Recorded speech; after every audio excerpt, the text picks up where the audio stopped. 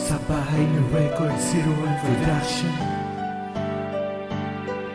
Samurai Familia.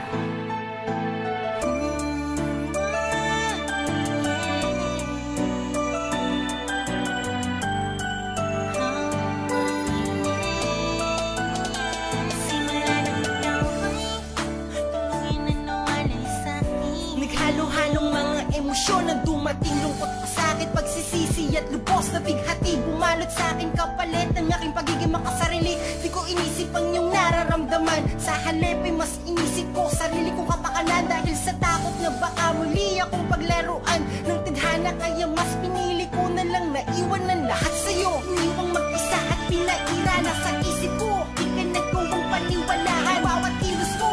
Lahat aking pinagdudahan, mga paliwanag mo sa akin, di ko pinakinggan. Di na naalis sa isip ko ang salitang mali. Kasimpleng pagkakamali mo para sa akin may mali siya. Wala ng araw na di ka pinag-isipan na masama. Lahat ng mga ginagawa mo sa paningin ko ay di tama. Lagi hinala at dinagtiwala, naniwala sa maling akala. Kinumpara ka sa mga nakilala na nagdulot ng pinsala sa aking puso. Kaya sa'yo ako ay nalito.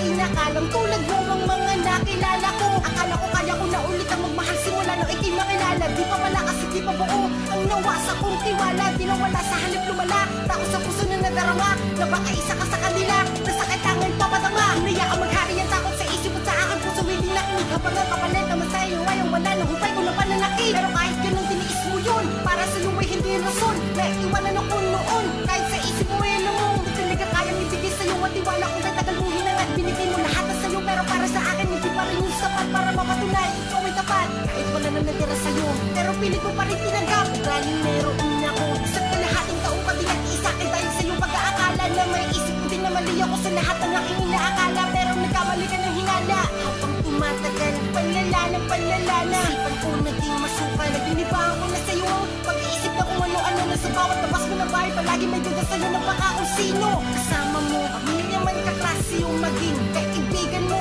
Para sa akin kasi nangalit yan, kahit na wala naman akong pruweba. Laging nasa isip ko ay may kasama kang iba. Kahit sa text kapag mabagal ka sa akin sumagot, tingin sa mga paliwanag mo ay laging palusot. Kapag may away di ko magawa na magpakumbaba. Wala ng away na hindi ikaw ang nagpapakumbaba. Ikaw mo palaging mali sa akin kahit na sa akin naman talaga ang mali. Ikaw mo palagi kong sinisisi kahit na alam ko naman sa akin sarili na hindi ikaw kundi ako ang siyang tunay na may problema. Hinayaan kong masira ng inala ang sistema. Samahan natin dati punong-puno naman ang saya, hanggang sa dumating na nga sa punto di mo na talaga kaya. Ang sakit at pananakit na dinudulot ng aking pag-iisip. Ang masakit pa noon ay iniwang kitang may galit sa dibdib. Oo, iniwang kita kasi akala ko ay mas magiging maayos ang lahat. Imbes na aking baguhin at ayusin at tunay balik ko kung pag-iisip. Pero di ko ginawa at sa huli inanaig ang kahinaan ko.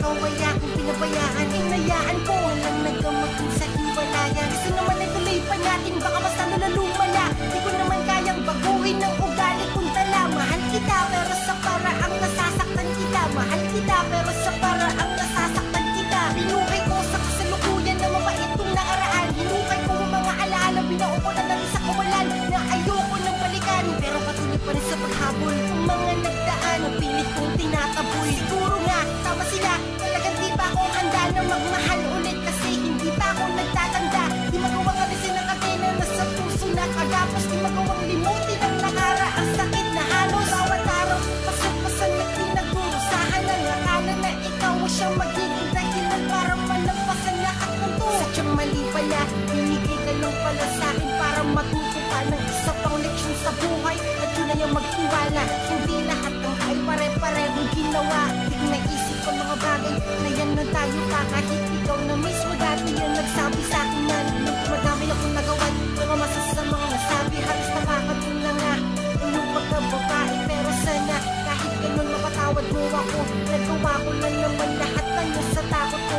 At naman isa pang dahilan at yun na yung distansya. Pero alam mo lang isa pang dahilan yan para ubusin na pasensya mo. Kaya ikaw na yung labis ng pagsisisi. Ang karami ko papalapis at ang aking sarili. Pinipilit kumiti at tinatago ang sakit kung pinalawak ko lang sana ang aking pag-iisip. Inintindi ang mga bagay ng pilit mong pinaliwanag at nakanig sa mga payo ng iba na di ko dapat pinalang bahala.